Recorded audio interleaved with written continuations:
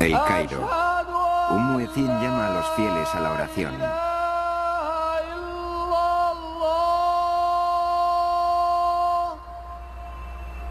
Es la misma llamada que se produce 5 veces al día, todos los días en ciudades de todo el mundo.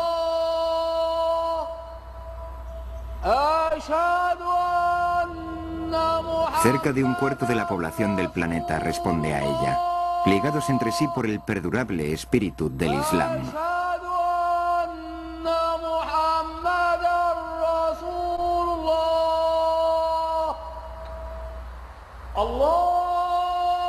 Alá es grande, proclama el muecín. Doy testimonio de que no hay más Dios que Alá. Doy testimonio de que Mahoma es el mensajero de Dios. Venid y orad, venid y prosperad. Alá es grande. No hay más Dios que Alá.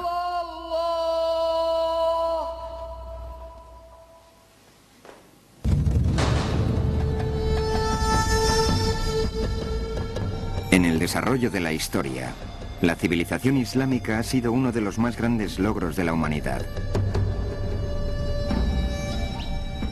Un poder mundial que se funda simplemente en la fe. Una revolución espiritual que daría forma a las naciones de 3 continentes y pondría en marcha un imperio.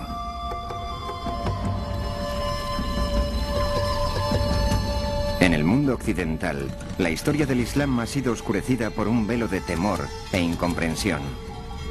Sin embargo, esta oculta historia del Islam está profunda y sorprendentemente entretejida con la civilización occidental. Fueron sabios musulmanes los que reclamaron el antiguo saber de los griegos, mientras Europa languidecía en el oscurantismo. Fueron ellos quienes plantaron las semillas del Renacimiento, 600 años antes del nacimiento de Leonardo da Vinci.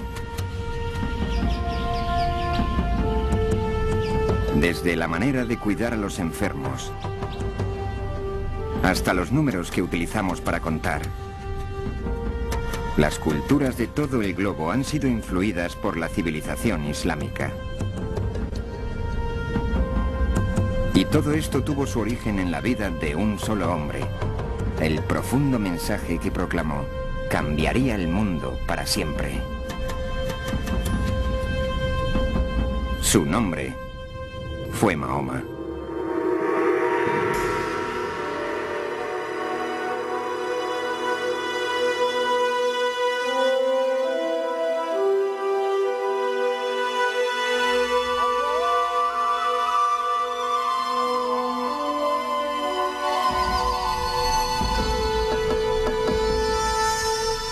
Islam, Imperio de Fe, Episodio 1.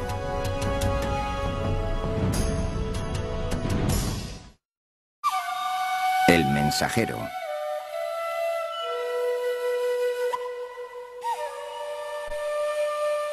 Para los musulmanes, la vida de Mahoma es una historia venerada.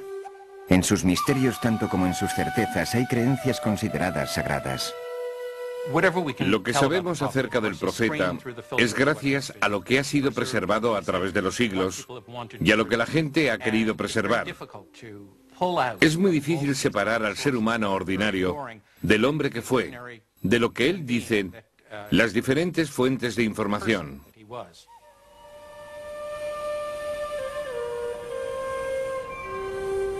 Sabemos que Mahoma nació alrededor del año 570 después de Cristo, en la calcinada península de Arabia.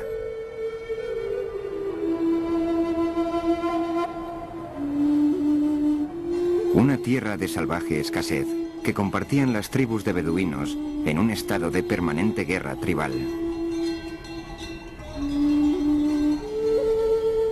Siendo todavía un niño, sus padres procuraron a Mahoma su primera experiencia de la vida en el desierto. Mahoma nació en la Meca, pero fue enviado a vivir con los beduinos porque la gente, incluso en la población de la Meca, creían que los beduinos eran los guardianes de los valores más profundos de la cultura árabe. Y los beduinos pensaban que la gente de la población habían perdido las raíces de la cultura árabe, la poesía, el arte de cuidar rebaños y todas las cosas que ellos hacían de manera magistral. Cuando Mahoma tenía 6 años, murieron sus padres, y él quedó bajo la tutela de su tío, el jefe de su clan. El hecho de ser un advenedizo le hizo adquirir una singular perspectiva. El quedarse huérfano tan pronto le hizo desarrollar un apasionado sentido de preocupación por aquellos que se ven socialmente marginados. Ser huérfano en una sociedad tribal donde el clan y las relaciones familiares son la clave de todo, éxito, posición, honor, dignidad, es experimentar lo que realmente se siente al ser marginado. Eso evidentemente le causó una gran impresión en su juventud.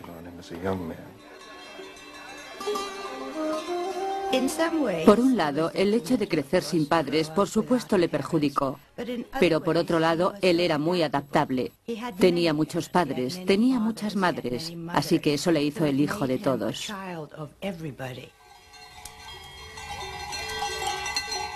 En el clan de Mahoma, como todos los árabes de la península, se compartían las historias que habían sido contadas una y otra vez por generaciones. La civilización árabe preislámica era una cultura principalmente oral. Había gran respeto y admiración por la gente que podía expresarse oralmente, y especialmente por aquellos que podían recitar poesía en cualquier momento. La gente más importante de la tribu eran poetas. Cantaban las glorias de la tribu, contaban la historia de la tribu. Para el beduino, la palabra tenía una importancia mística. Los poetas unían la tribu con sus antepasados y celebraban valores más antiguos que la memoria.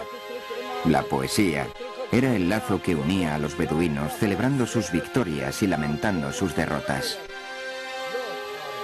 Los poemas en sí mismos, como los poemas de Homero, celebraban la ética heroica y al mismo tiempo daban a entender de la manera más profunda la tragedia que esas guerras, esa ética de guerra tribal constante, suponía para la gente.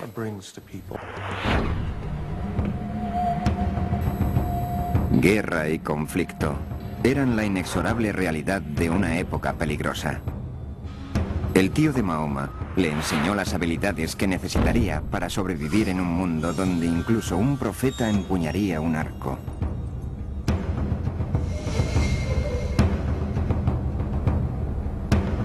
En un yermo castigado por los elementos y carente de agua, la rivalidad ocasionada por un pozo podía provocar un feudo de sangre durante generaciones. Una verdadera rivalidad, verdaderas batallas y algunas veces bastante sangrientas, de modo que la lealtad de los individuos se dirigía a la familia y en mayor escala a la tribu. Sin la protección de la tribu, nadie podía salir adelante. Esparcidas por la península existían incontables facciones, todas empeñadas en amargas luchas, cada una defendiendo sus valiosos pastos, las rutas comerciales y, lo que es más importante, sus pozos. Hay que comprender que en su mayor parte el terreno es muy seco, así que el agua es algo que todo el mundo considera invaluable.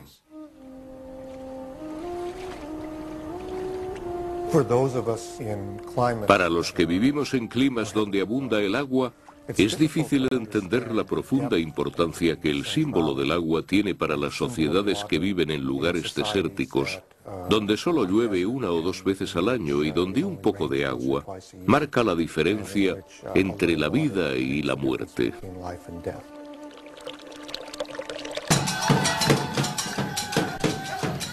Cada clan tenía sus propios dioses y tótems por separado. Agua y viento, fuego y noche. Todos eran guardados en la ciudad de caravanas de la Meca, en un santuario de madera, piedra y tela. Lo llamaban Kaaba, que en árabe significa cubo. Los árabes preislámicos adoraban una variedad de espíritus que generalmente tenían una orientación animista y que algunas veces estaban asociados con cosas naturales como árboles, rocas o manantiales. La Kaaba de la Meca era uno de los santuarios centrados en un particular grupo de deidades. Se decía que el patriarca hebreo Abraham había construido la Kaaba siglos antes y que una piedra negra sagrada que se guardaba en el interior había caído del cielo. En estos tiempos turbulentos, la Kaaba proporcionaba un lugar pacífico. Solo aquí, los beduinos se doblegaban a una tregua temporal antes de regresar a sus conflictos en las arenas. Había un lugar central alrededor de la Kaaba, un recinto sagrado donde en los tiempos preislámicos todos tenían que deponer las armas. Esto, por supuesto, facilitaba el comercio, porque significaba que no se podían continuar los feudos cuando se estaba comprando o vendiendo. La importancia espiritual y económica de la Kaaba y la Meca son algo difícil de separar en lo que se refiere a los árabes preislámicos. La Kaaba hacía de la Meca un vibrante centro comercial. Aquí se podían encontrar incienso arábico, perfumes exóticos y especias indias, sedas chinas y linos egipcios. Pero quizá el mejor tesoro que se podía encontrar en la Meca era la rica mezcla de culturas. Por la ciudad pasaba gente que podía relatar todo tipo de interesantes experiencias de lugares lejanos. La religión local era mixta. Había cristianos y había judíos. También había árabes del desierto que seguían un tipo de religión animista. El mundo de Mahoma era un centro de comercio que conectaba el mar Mediterráneo con el Océano Índico, comunicando los envejecidos imperios de Bizancio y Persia con los grandes bazares de India y China.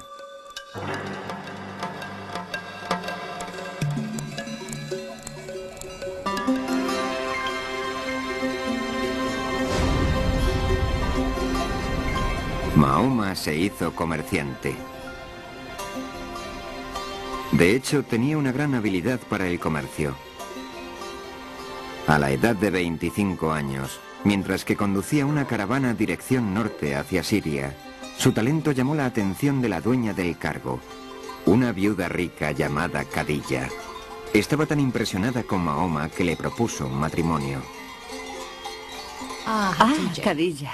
Bueno, pienso que fue su mentora, además de su mujer. Una mujer muy fuerte, con su propio negocio y a la que Mahoma ayudaba. Formaban un gran equipo y estoy segura de que él aprendió mucho de ella. Él tenía muchos contactos entre los mercaderes que venían de diferentes partes del mundo y que pasaban a través de la península arábiga.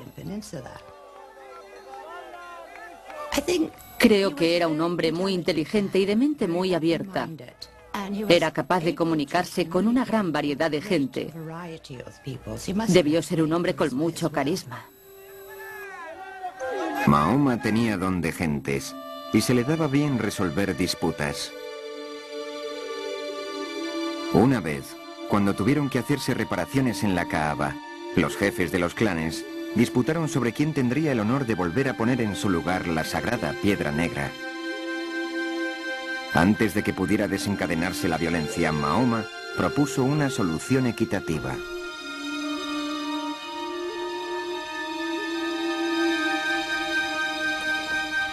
Unidos en el esfuerzo, los 4 líderes compartieron el peso y el honor.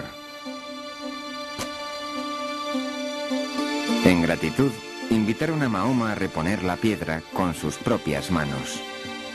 Mahoma vino a ser conocido como Al-Amin, el que inspira confianza. Existe todo tipo de indicación de que estaba tremendamente interesado en cuestiones religiosas. Y esto obviamente es algo por lo que probablemente las personas ordinarias no se interesaban en aquellos días. Hablaba con los sabios árabes. Hablaba con sabios judíos y cristianos que vivían en el área. Solía subir a las colinas rocosas de las cercanías de la Meca para meditar y pensar acerca de cosas. En algún punto tuvo esa extraordinaria visión de la que se habla de manera tan alusiva y evocativa.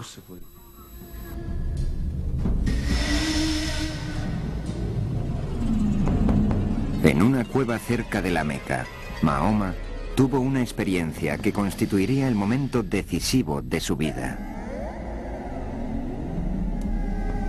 Se dice que un ángel se le apareció con forma de hombre, dándole instrucciones para hablar en el nombre del Dios omnipotente. Para Mahoma, este fue un momento tan profundo como intensamente perturbador. Uno imagina lo que significaría para una persona normal socialmente. Tal vez poco corriente debido a su intensidad por cosas como justicia social y la búsqueda del sentido de la vida, pero sin poseer nada que pueda parecer milagroso a sus conocidos.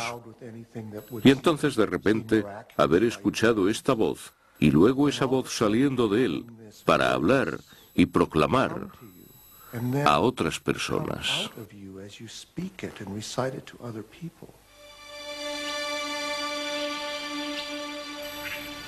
Este es el comienzo de la carrera profética de Mahoma.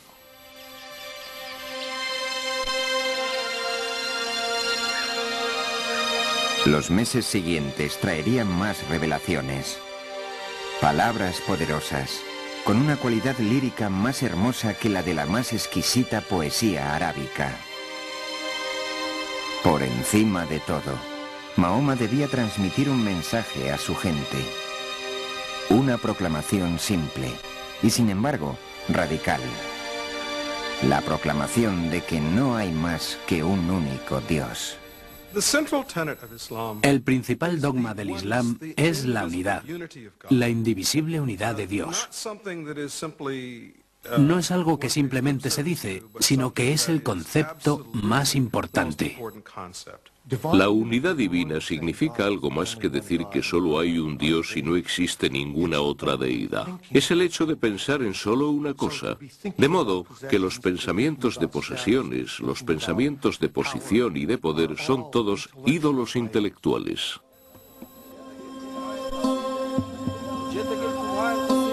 Las implicaciones de esto resultaron asombrosas. Un solo Dios significaba un solo pueblo. No más divisiones tribales. Para el pobre y el indefenso, la perspectiva era algo revolucionario. Yo pienso que una de las cosas más importantes de su doctrina, y de la que no se habla a menudo, es el poderoso mensaje de justicia social que impartió. En aquel tiempo en la Meca había una separación creciente entre los que tenían y los que no.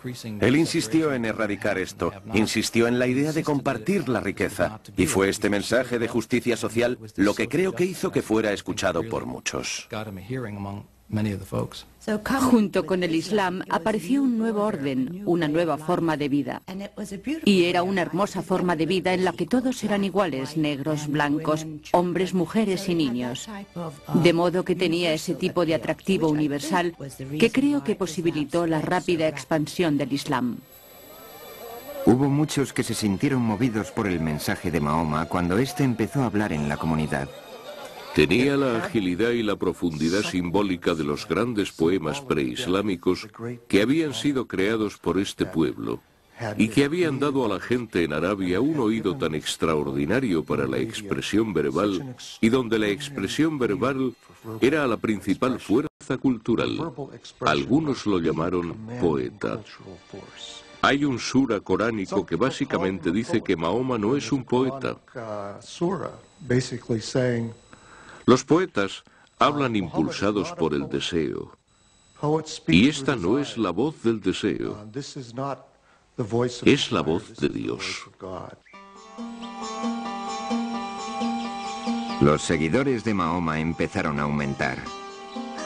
Se llamaban a sí mismos musulmanes, o aquellos que se rinden a Dios.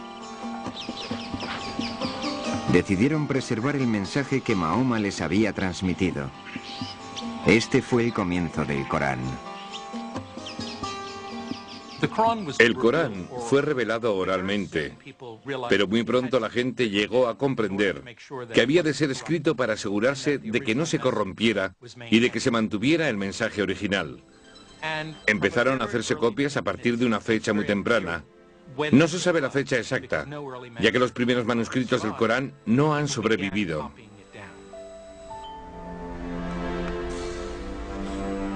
El Corán es una revelación de enseñanza espiritual, una guía ética y social.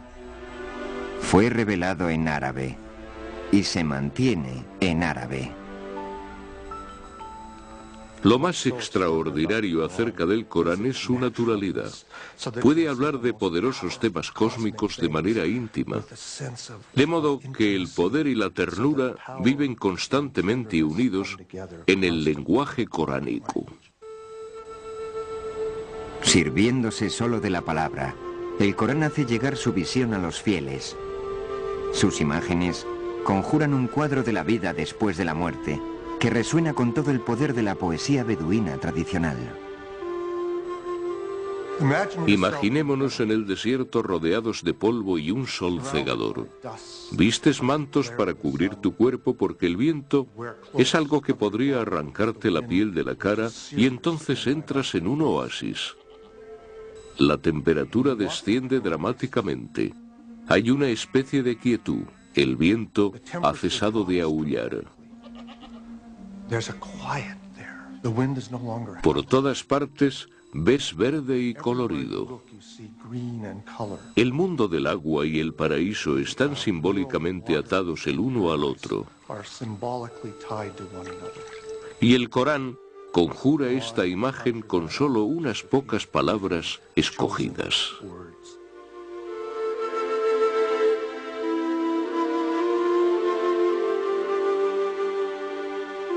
Sin embargo, a pesar de todas las imágenes del paraíso, en el Corán no hay una descripción fácil de Dios.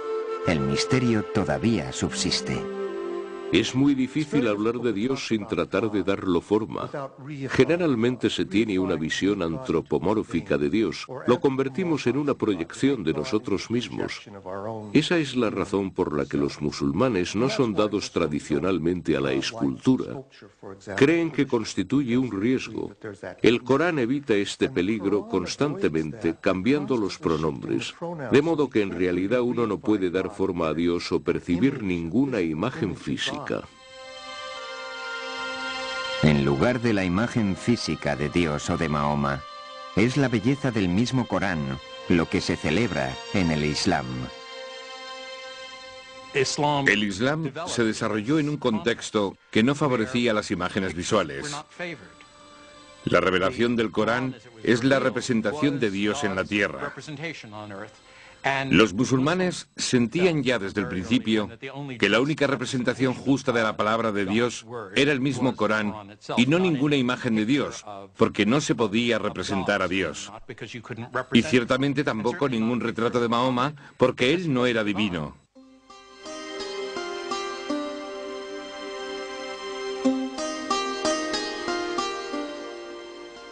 Algunas veces, en ciertos lugares, se hicieron representaciones del profeta Mahoma, pero estas no son imágenes religiosas, no son imágenes destinadas al culto, no son imágenes de Dios o de un santo, son imágenes de Mahoma como figura histórica.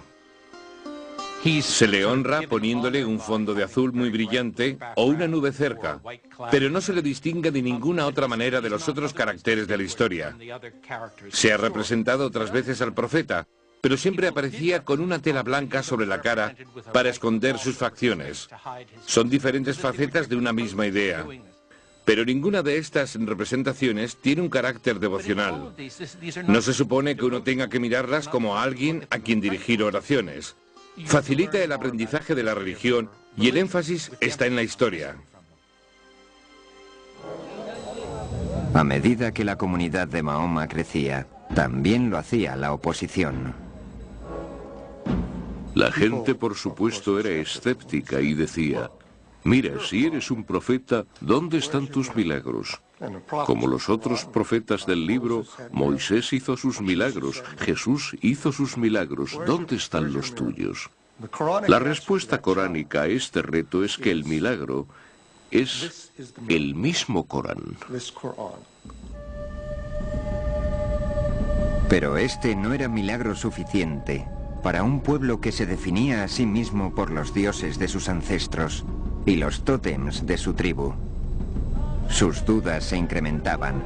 La idea de una vida después de la muerte les horrorizaba. El Corán representa a una gente que era realmente escéptica. ¿Intentas decirme que después de mi muerte, cuando mi cuerpo ha regresado a los elementos y yo me haya corrompido, voy a ser reconstruido y vuelto a la vida? De todos los mensajes del Corán, este es el que resultó más difícil de creer para la gente de Arabia. Mahoma también habló de la condenación eterna para los injustos. Utilizó un lenguaje de imágenes apocalípticas al hablar de los signos del final de los tiempos, cuando las montañas se derrumbarán y los cielos se enrollarán como pergamino. Entonces cada cual conocerá la responsabilidad que tiene por sus acciones. Hace referencia del destino que tienen todos los injustos en el fuego. Para los no creyentes, el juicio divino que invocaba Mahoma era un insulto. El desmantelamiento de su herencia y de sus costumbres, profundamente perturbador. Era una amenaza para su orden social, para su tradición milenaria y también para su economía, debido a la importancia del peregrinaje al santuario de la Kaaba en la Meca. A medida que aumentaban los seguidores de Mahoma, la estructura social de la ciudad de caravanas empezó a deshacerse. Los negocios sufrieron cuando los peregrinos y los comerciantes, preocupados por su seguridad, abandonaron la ciudad. Los líderes tribales decidieron que Mahoma y su mensaje debían desaparecer permanentemente. No querían que se hiciera con el mando. No querían que hiciera tambalear el control que ejercían sobre la ciudad. Le pusieron las cosas muy difíciles. Incluso planearon su asesinato. Querían mantenerle alejado de la Kaaba. Intentaron expulsarle de la ciudad. Exigieron del tío de Mahoma que privara al profeta de la protección de su clan. Esto hubiera abierto un camino para su asesinato sin la posterior amenaza de desquite. Pero su tío se negó. Las líneas de la batalla fueron marcadas. Nada que no fuera una guerra tribal podría ya solucionar el conflicto. Claramente a Mahoma se le pide que haga cosas extraordinarias. Ha de decir a los beduinos que renuncien a sus nociones de dioses múltiples, que renuncien a su apego a los ancestros, a la guerra tribal y a su forma de vida. Estas cosas podían hacerle y le hicieron objeto de desprecio, persecución y ataque.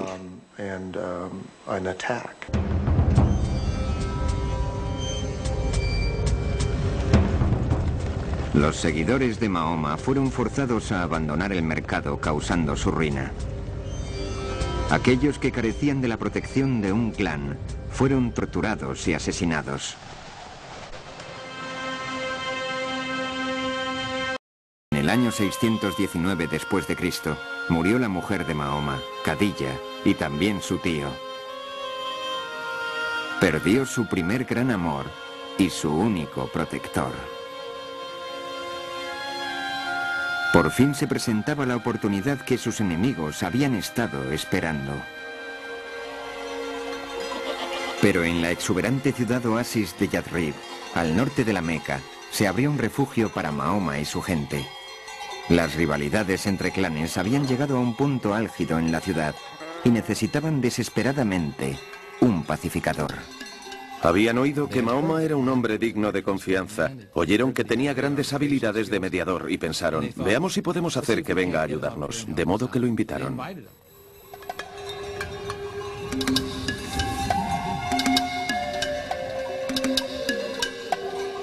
Mahoma aceptó viajar a Yathrib para solucionar sus disputas a cambio de un refugio seguro para su gente.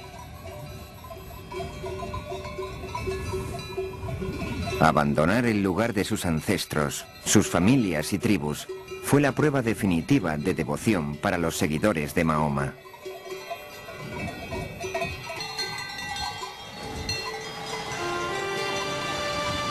Esto supuso la formación de una nueva comunidad y una nueva tribu. Por vez primera, lo que les unía no era la sangre, sino la fe.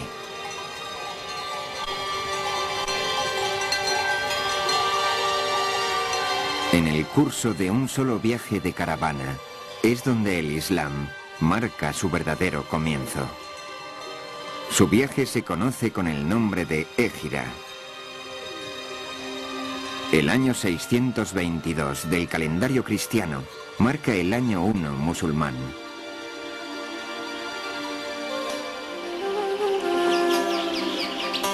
La meta de Mahoma para con la gente de Yathrib era la misma que la de su misión a más grande escala, procurar la paz y la unidad con su mensaje. Se le pedía que hiciera de figura salomónica para solucionar las tensiones que mediaban entre tribus que parecían irreconciliables. Cuando su trabajo se vio coronado por el éxito, la ciudad llegó a ser conocida como la ciudad del profeta, Medina. La gran tarea de Mahoma en Medina consistió en intentar un acercamiento entre diversos grupos y formar una comunidad de creyentes de manera que la gente quedara unida en una especie de armonía.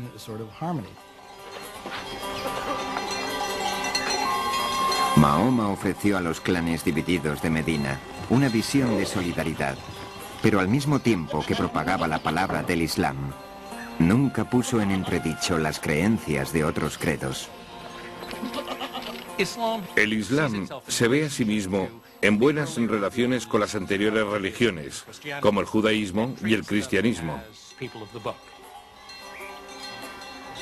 Considera a su gente como gente del libro. Creen que Dios se ha dado a conocer a la humanidad muchas veces, pero cada vez la gente ha acabado desviándose. A lo largo del Corán se percibe la humanidad de Mahoma, su humildad como persona y el reto extraordinario de la misión que le fue encomendada por esta revelación divina.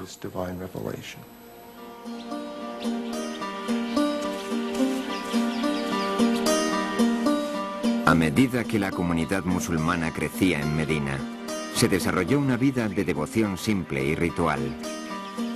Un esclavo abisinio liberado, llamado Bilal, fue el primero en llamar a los fieles a la oración en la casa de Mahoma. ¡Allahu Akbar! ¡Allahu Akbar! Fue la primera mezquita. ¡Allahu Akbar!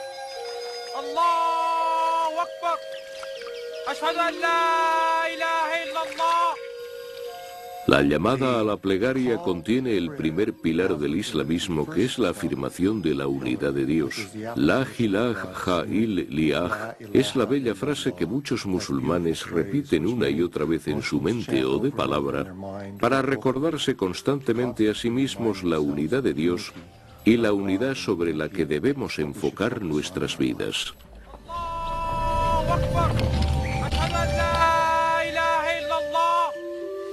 أشهد أن لا إله إلا الله أشهد أن محمدا رسول الله. La oración en comunidad es buena porque cimenta la idea de pertenencia a un movimiento, a una religión, a una comunidad.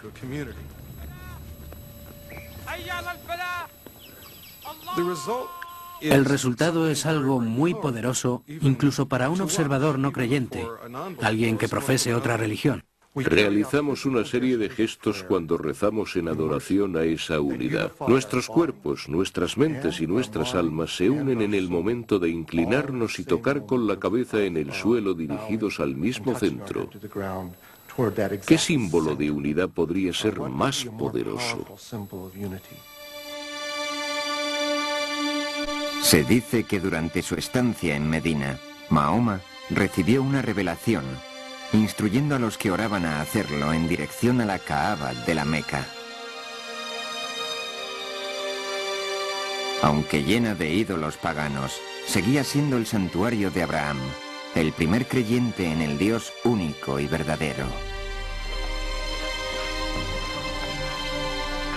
Pero mientras los musulmanes oraban en dirección a la Meca, sus enemigos estaban reuniendo fuerzas.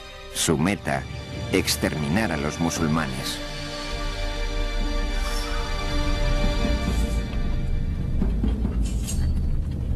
La gente de Mahoma empezó a reunir armas.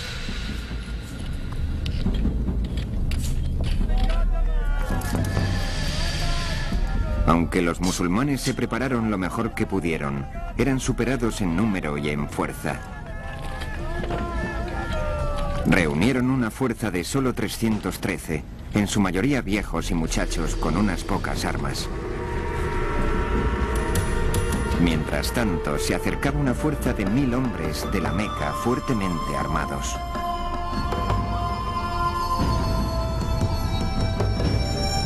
Durante años, Mahoma había intentado llevar el Islam pacíficamente a la gente de la Meca. Había llegado la hora de luchar.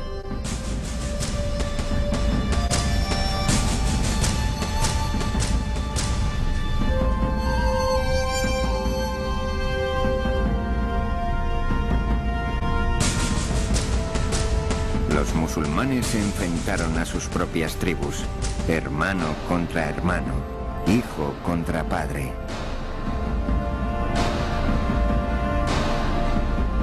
Sin embargo, marchaban llevando una poderosa arma, la apasionada creencia en su fe. Las tropas de Mahoma lucharon con la confianza en la voluntad de Dios como guía.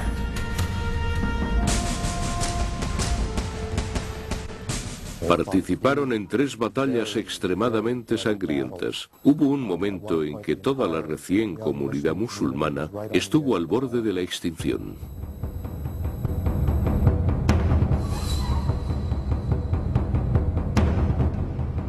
Durante 3 años el ejército musulmán se mantuvo en pie, a pesar de su increíble desventaja.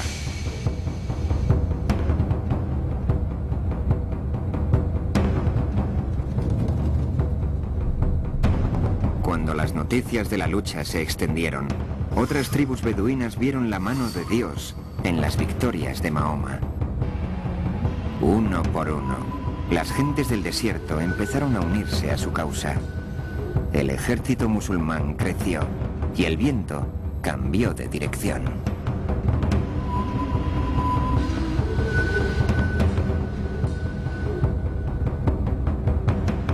Las fuerzas musulmanas avanzaron hasta las inmediaciones de la Meca. Fue un furioso sitio que se prolongó casi un mes, hasta que finalmente la ciudad cayó en poder de Mahoma.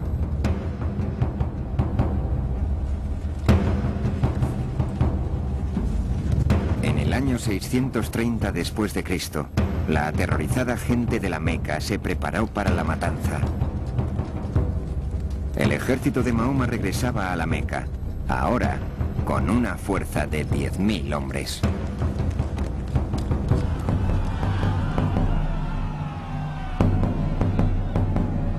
Los derrotados conocían el terrible destino que les esperaba. Según las costumbres de la lucha tribal, la gente de la Meca solo podía esperar una gran venganza.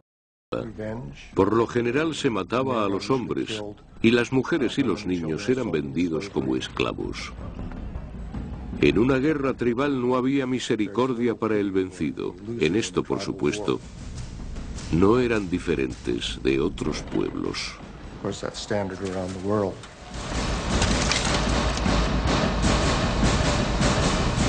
Pero Mahoma reservaba una sorpresa para la ciudad vencida.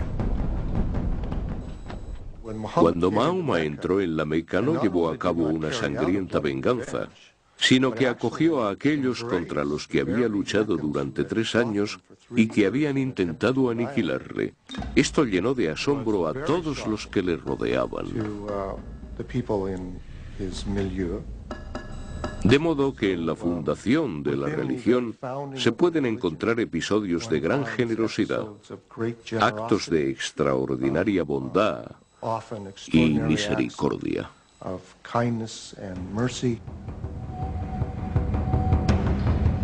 Pero no todo en la Meca escapó a la ira de Mahoma. Enardecidos con la victoria, sus tropas marcharon en dirección a la Kaaba. Marcharon 7 veces alrededor del santuario, mientras que aquellos que habían venido a buscar protección apelaban a sus ídolos. Pero Mahoma no había venido a destruir a los paganos. Venía a por sus ídolos. Levantó su bastón y los dioses tribales de sus antepasados fueron reducidos a polvo. El hecho de que Mahoma entrara en la Meca, se dirigiera al santuario y destruyera los ídolos que había dentro tiene una gran importancia cultural y simbólica en el Islam. Al destruir los ídolos, estaba destruyendo el sistema tribal, en el cual cada tribu tenía su propio dios independiente.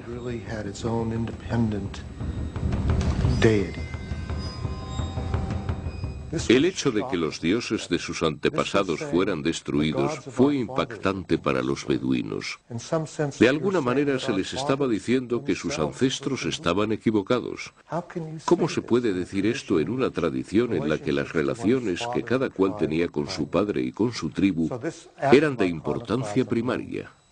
Este acto iconoclasta de violencia profética tiene tanta importancia en la tradición islámica como el de Moisés rompiendo las tablas de la ley cuando vio la idolatría de Israel en el monte Sinaí, o Jesús arrojando del templo a los comerciantes.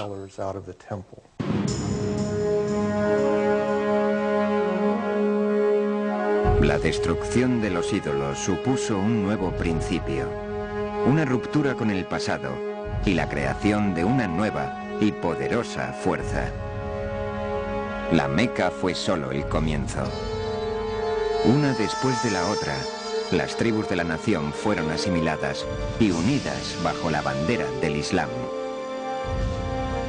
Se había iniciado una comunidad de fe, nacida de la extraordinaria alineación de historia, personalidad y convicción. Lo que hizo Mahoma fue impartir un sentido de solidaridad, un sentido de misión, uniendo todos los segmentos separados de la península que desde entonces marcharían en dirección norte, sur, este y oeste.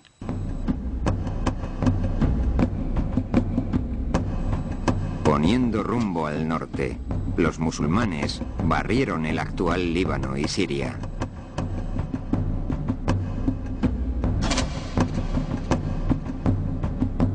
Continuaron hacia el oeste, dentro de Egipto, y rápidamente a través del norte de África, fortificando la costa del Mediterráneo.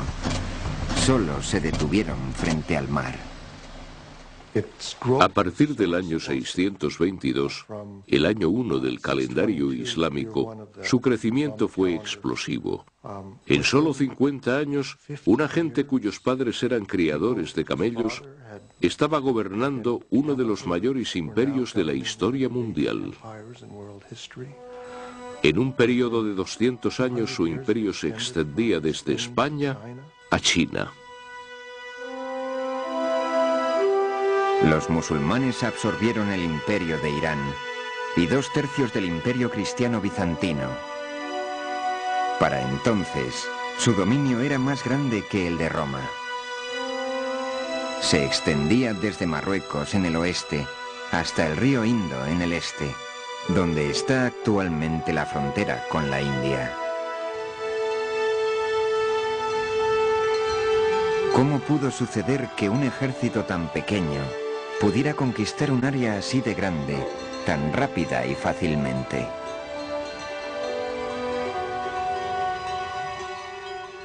El éxito del Islam, al expandirse por el Oriente Medio Central y a través del norte de África, fue debido en gran manera al hastío de la gente con sus regímenes previos. La idea de que los musulmanes se pasearan por el mundo diciendo «conviértete o muere», en realidad no es exacta en absoluto. No gobernaron con mano dura. En realidad permitieron que los pueblos conquistados mantuvieran sus propias estructuras administrativas. Permitieron que los cristianos y los judíos conservaran sus leyes religiosas y se gobernaran por ellas. De modo que en muchos casos los pueblos conquistados no percibieron la presencia del nuevo régimen como algo intolerable. De hecho, para los individuos que se sentían explotados y atropellados por un opresivo y a menudo parasitario sacerdocio, la idea de que el Islam era una religión esencialmente libre de clero debió de ser muy atractiva.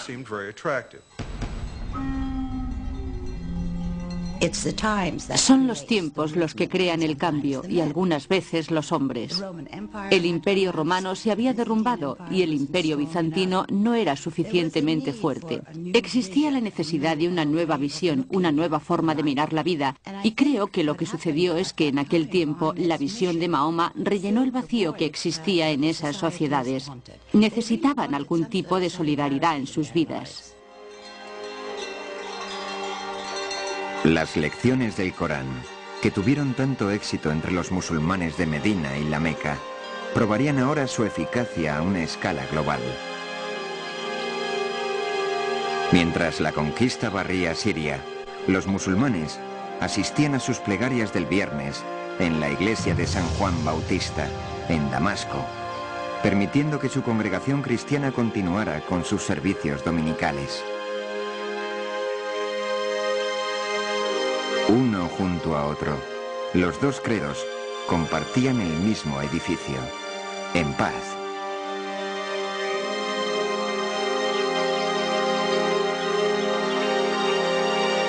Dado el crecimiento de la comunidad musulmana, compraron la vieja iglesia a la congregación cristiana y construyeron una enorme mezquita en el lugar. Artesanos bizantinos la decoraron, representando en mosaicos dorados el paraíso islámico.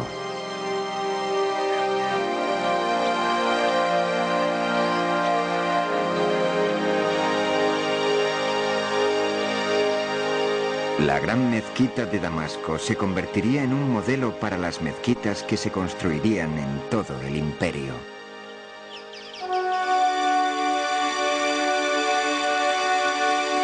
Los árabes transformaron las tierras que conquistaban, manteniendo, mejorando o expandiendo la infraestructura. En Túnez, construyeron sobre ruinas romanas. Diseñaron un ingenioso sistema para purificar el agua, sirviéndose de la gravedad para separar el agua fresca de los sedimentos. Formando parte del sistema, había dos enormes estanques que construyeron fuera de las murallas de la ciudad. El agua limpia fluía hacia el estanque más grande, donde era distribuida a la ciudad por cañerías. Esto sucedió antes de que nadie en Europa soñara con tener agua corriente.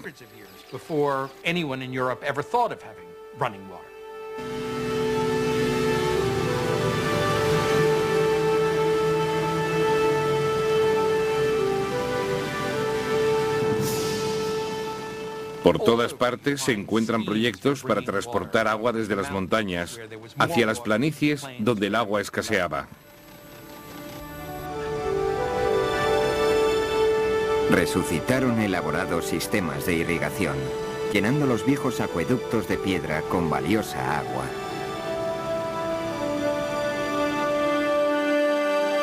La agricultura floreció, al ser introducidos en la región mediterránea alimentos de orden básico, como el trigo. Pero los musulmanes guardaron su proyecto más monumental para la sagrada ciudad de Jerusalén. La primera gran obra de arte del Islam es la Cúpula de la Roca. Fue construida en una ciudad que era sagrada para cristianos y judíos. Es algo espectacular.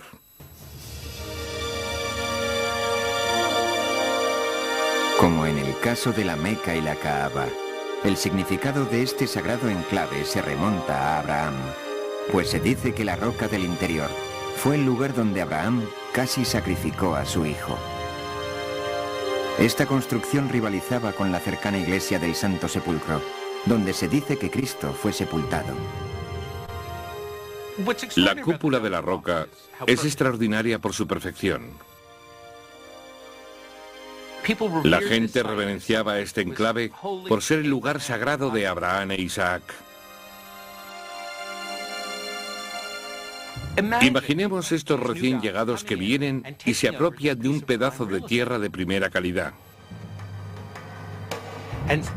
Construyen en la cima de una montaña un nuevo edificio para una nueva religión, algo que brilla a la luz del sol, para todo aquel que quiera mirar. Esto no es algo pasajero, es algo de gran importancia. El Islam ha venido a quedarse. En tan solo 100 años, Mahoma había cambiado el mapa político y espiritual del mundo, y sus seguidores se establecieron en un imperio más grande que el romano. Pero Mahoma jamás vivió para verlo.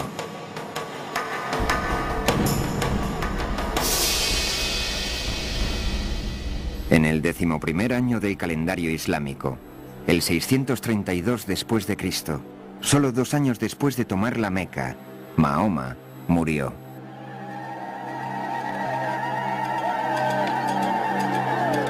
Medina se sumió en la desesperación.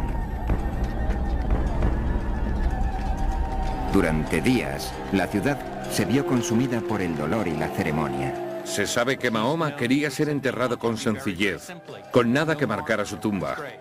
No quería que la gente fuera a adorar su tumba, porque eso hubiera interferido con su adoración a Dios. Dios les había hablado solo a través de Mahoma. Ahora que el profeta les había dejado, quizá Dios también les abandonaría. La muerte de Mahoma supuso una crisis para la joven comunidad islámica. La cuestión de la sucesión era lo que realmente preocupaba a la gente. En este punto hubo una divergencia de opinión referente a cómo debería elegir la comunidad a un nuevo líder. Según la facción de los chiitas, Mahoma había ya designado como sucesor a Ali, su yerno y primo. La opinión que llegó a ser la de la mayoría, o la opinión suní, declaraba que Mahoma no había elegido sucesor durante su vida, pero que había dicho que eligieran a alguien entre los miembros de la comunidad o entre los ancianos. Y de una casa salió un hombre que había de ser su sucesor. Abu Bakr se dirigió a la gente y dijo: si adoráis a Mahoma, sabed que está muerto. Si adoráis a Dios, sabed que Él vive para siempre. Este es el secreto del poder y de la profunda influencia del Islam, la fuerza unificadora de un solo Dios misericordioso y compasivo, el poder de un pueblo unido por una fe común. Mahoma no encabezó la conquista, ni creó el imperio que había de venir. Fue el poder transformador de su mensaje quien lo hizo. De ese mensaje emanaría una fuente de conocimiento que transformaría a la humanidad a medida que el Islam continuaba extendiendo su influencia.